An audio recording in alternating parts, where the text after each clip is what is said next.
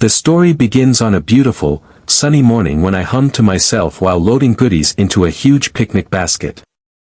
We had all been looking forward to this day for a long time, a family vacation to the amusement park, a ritual my son Thomas and I used to enjoy when he was a child. At 24, he had matured into a tall, strong young man, full of confidence, which impressed and unsettled me. I couldn't believe how swiftly the years passed. My husband, David, had suggested the trip, stating that it would be beneficial for all of us to reconnect and have some fun. Life had been so hectic lately, and this felt like the ideal time to regain our breath.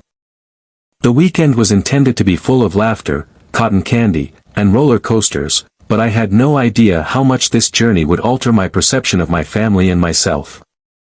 Please subscribe to my channel so I can continue to provide you with more entertaining videos. This is a wonderful, genuine story. Also, don't forget to watch this video until the end and like it, since the tale will be quite entertaining. Please click the like button to express your support. We jumped into the car, feeling a mixture of excitement and comfort from being together. Logan sat in the back, buried in his phone, and occasionally looked up to exchange a smile. I noticed that his stare remained on me for a little longer than usual, with warmth that made my heart race. But I couldn't understand why. I dismissed the emotion, telling myself it was simply the thrill of the trip. As we approached the amusement park, the scent of popcorn and the sound of laughter permeated the atmosphere. We spent hours racing from ride to ride, playing games, and snacking on delicious goodies. It was like a time capsule, reminding me of Logan as a child tugging on my hand, begging for another ride. Now, he was leading the way, occasionally looking behind to ensure I was keeping up. Around midday, David decided to take a break, so Logan and I set off to explore the park by ourselves.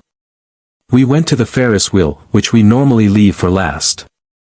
As the wheel lifted us high over the park, a sense of peace rushed over me. For that moment it was just the two of us, suspended in the air with the world underneath us.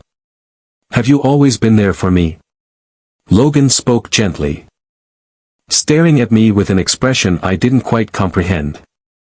"Of course," I responded, smiling. "That's what mothers do." His look was intense, filled with something beyond my comprehension. "It's more than that," he explained. "You have been more than simply a mother to me. You have been everything." A chill ran down my back. His words were soothing, yet they carried a weight that made my heart race. I laughed it off, attempting to relieve the strain. "Well, I'm your mother. It's part of my job." But Logan did not laugh. He drew in closer, his gaze still searching mine, as if for something I couldn't provide. "You mean more to me than just that," he muttered. A knot formed in my gut. This was my son. We could not be having this conversation. I hurriedly shifted, hoping to divert myself. "Logan, what are you saying?" He looked aside, peering out at the horizon as if attempting to collect his thoughts.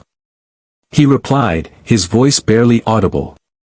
"I'm not sure how to express that, but when I'm around you, I get a feeling that I can't ignore." I recoiled, feeling as if I had been splashed in cold water. I was his mother. This was incorrect. I wanted to finish the conversation, but the words remained in my throat. After the ride, I rose swiftly and forced a grin. "Let's go find your father," I murmured, my voice tight. The remainder of the day was hazy. I tried to concentrate on the fun, the simple pleasure of being with my family, but something had changed. Logan's stare lingered on me more than I'd like to admit. His eyes radiated a warmth that made my skin quiver, and the worst part, a small part of me did not want him to look away. That night, we returned to the cabin we had leased.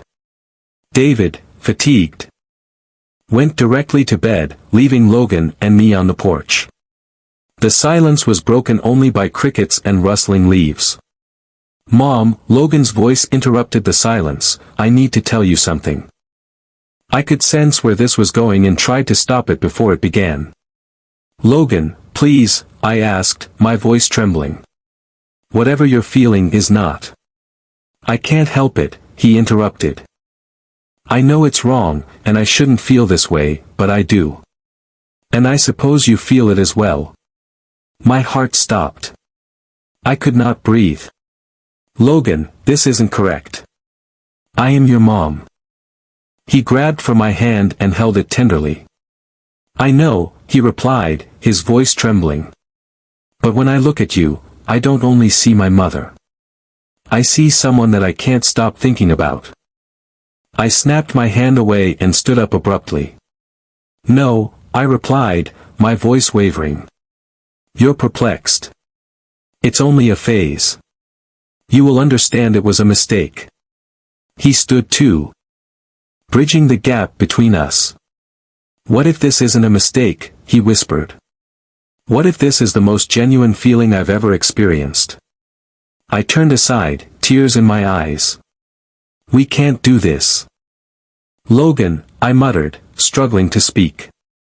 He stood there for a long time, then nodded and stepped back. "I apologize," he said quietly.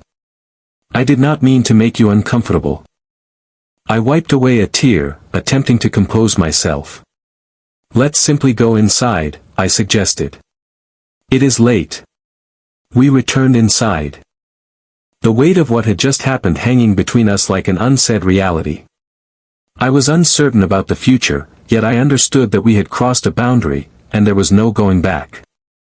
The next morning, sunlight flooded in through the window, creating golden patterns across the room.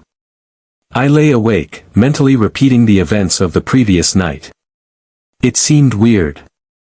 I was dazed. I was trapped as if in a terrible dream. David was dozing peacefully beside me, blissfully ignorant of the storm raging outside our door. I needed to get away and think. I quietly got out of bed and made my way to the kitchen, taking in the cold air and the comforting aroma of the wood surrounded me, but as soon as my palm touched the counter, a torrent of emotion surged back. This was not a dream. What happened last night was genuine. I heard footsteps behind me and turned to see Logan standing in the doorway, looking at me uncertainly. "Morning," he said quietly. "Morning." I replied with a forced smile that seemed weak and vulnerable. He moved closer, but I cut him off. "Last night, Logan, let us not do this. It was late, we were both tired. And we said things that we did not mean. Let's just ignore it, okay?" But he didn't look away. His eyes were piercing, brimming with something I couldn't deny. "I can't, Logan," I whispered gently. "And I don't believe you can either." I returned to the whispering, tempting myself to stabilize. I said, "We have to, Logan. There is no other choice." "You say that," he said, moving closer. "But I do not believe you." Just then, I heard David move in the bedroom, and the tension between Logan and me broke. I gave him a look, and he stepped back, withdrawing into the living room. David entered the kitchen, oblivious to the emotional undercurrent. "Morning, honey," he murmured while wrapping his arms around me. "Morning," I managed to say, though it seemed far away. The rest of the day dragged on, and every interaction with Logan felt weighty and charged. David kept laughing and joking, utterly ignorant of the tension that existed between us. As the light began to fall, David suggested we return to the cabin for an early dinner. I agreed, wanting to escape the gathering maelstrom within me. Back at the cottage, I worked feverishly in the kitchen, slicing veggies. Logan stayed nearby, making every movement feel sharper, more laden. Our shoulders brushed, and I flinched. "You are avoiding me," he whispered softly. "I'm not," I responded through tight teeth, refusing to look up. "You are," he insisted. "And I understand, but we can't ignore this forever." I set down the knife, my hands trembling. I turned to face him. I murmured passionately, "We have to. This is not right, Logan. It cannot happen. Before he could react, David called from the living room to see what was taking so long. I quickly composed myself and forced a grin. I called back, saying dinner was almost done. The remainder of the night passed in a blur. We ate quietly, the only sounds being the clink of cutlery and David's occasional comments. I couldn't look at Logan. I couldn't risk catching his gaze. When supper concluded, I excused myself, citing tiredness. However, when I closed the bedroom door behind me, the tears became hot and bitter. A quiet knock on the door caused me to freeze. I didn't want to face him, but he entered anyway. Logan stood before me, his eyes filled with need and agony. "We need to talk," he muttered. I shook my head and wiped away my tears. "No. We do not. We cannot." But he did not listen. He kneeled in front of me and took my hands in his. "Mom," his voice breaking, "please do not push me away." I gazed down at him. And everything inside me crumbled. His touch was soft and frantic, leaving me with the feeling that we had reached the end of our journey. The kiss that followed was not soft. It was heavy. Full of every emotion we'd both worked so hard to hide. When it was over, we lay together, shaking. The quiet between us was heavy with the realization that what had just happened could never be undone. "What did we do?" I whispered. Logan kissed my forehead and said, "Something we can't take back. But I do not regret it." Neither did I. That worried me more than anything.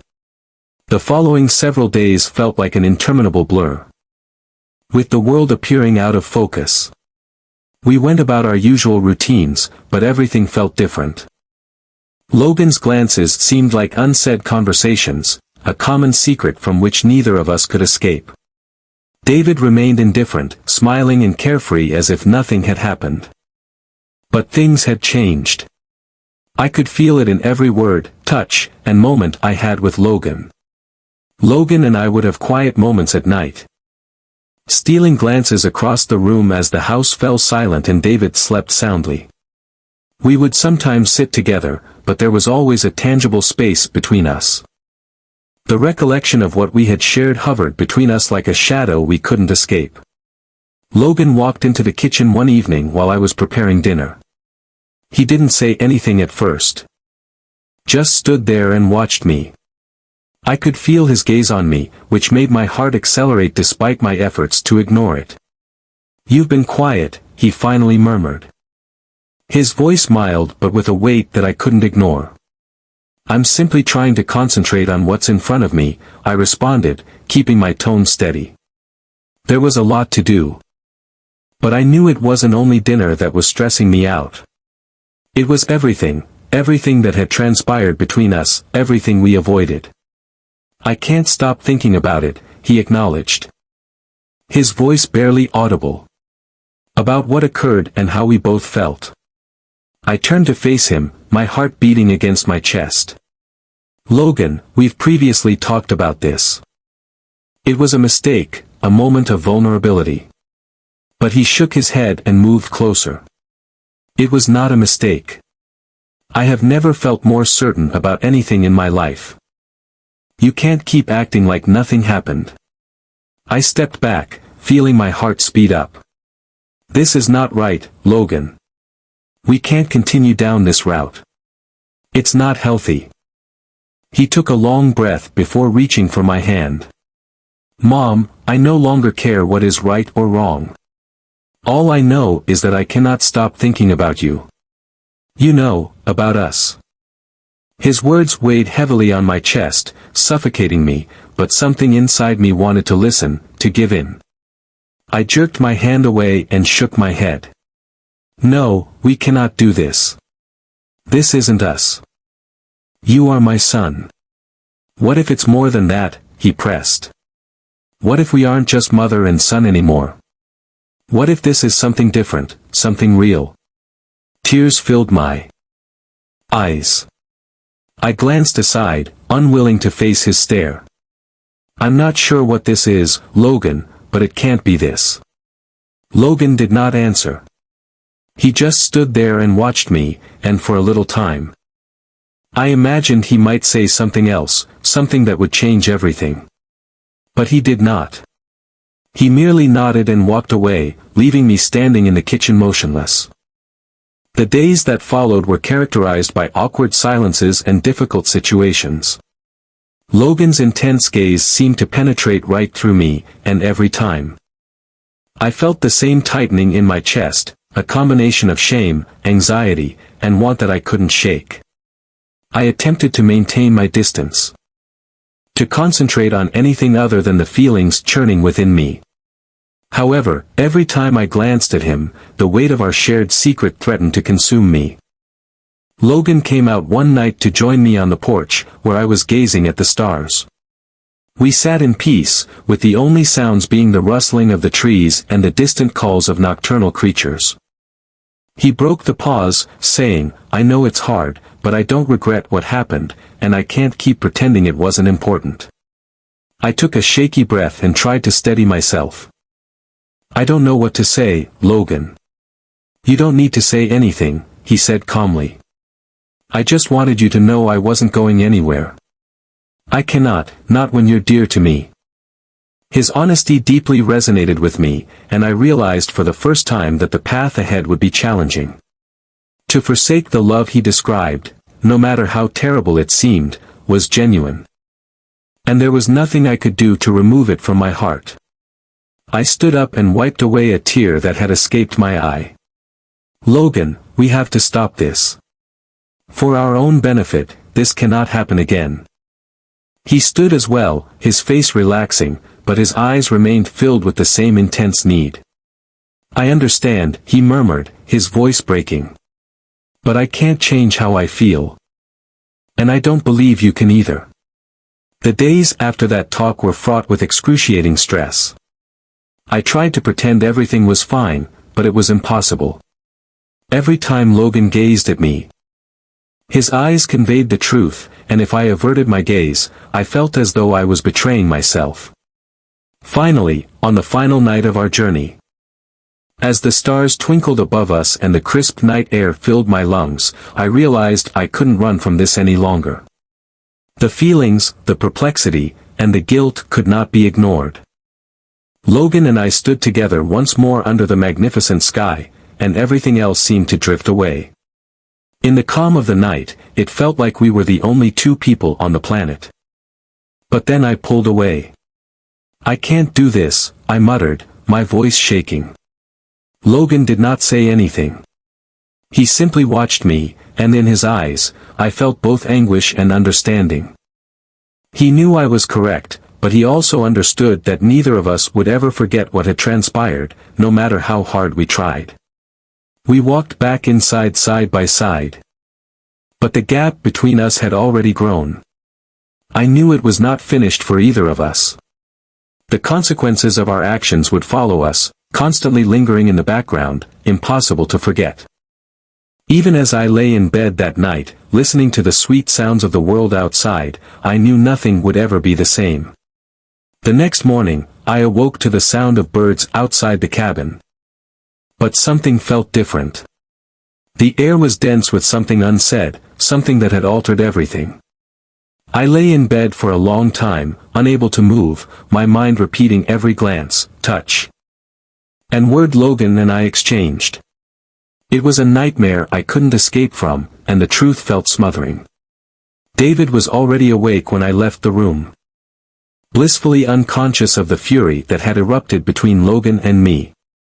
He greeted me with his customary cheerfulness, a bright smile that seemed curiously distant to me now. "Morning, honey," he whispered, kissing my forehead as he walked past me in the kitchen. "Morning," I said, trying to seem natural, but it came out tight and forced. My smile seemed like a mask, and I couldn't conceal the emptiness within. I pretended to be all right while eating breakfast, but the weight of what had happened sat heavy on me. Logan entered shortly after, sitting at the table with a silent gaze. He didn't say anything, but his eyes were filled with something I couldn't quite place: regret, longing, and agony. I couldn't stare at him for long. I couldn't stand it. His presence served as a continual reminder of the boundary we had crossed, and the more I tried to push it away, the stronger it grew. The day passed slowly, each second dragging on as I tried to avoid any further intimate interactions with Logan. Every time our paths met, there was an unseen barrier between us that we both knew existed but didn't want to recognize. In the afternoon, we packed and prepared to leave the cottage. The ride home was silent, with no typical banter or laughs. I felt Logan stare on me again, but I couldn't force myself to meet it. I was frightened of what I might see in his eyes. The familiar sights of home should have provided comfort, but they simply added to the sadness that had settled in my heart. I assumed that once we were back in our own space, everything would return to normal, but I knew this was a lie. Nothing could ever be normal again. David was unpacking the car, and I stood in the doorway watching him, but my thoughts were elsewhere. Logan entered behind me, and for a brief minute, I expected him to say something, but he did not. He simply stood there, staring at me with the same unreadable face. I could feel the tension rising again, the want to say something, but the words would not come. Instead, we remained in silence for what seemed like an age until he turned and exited the room.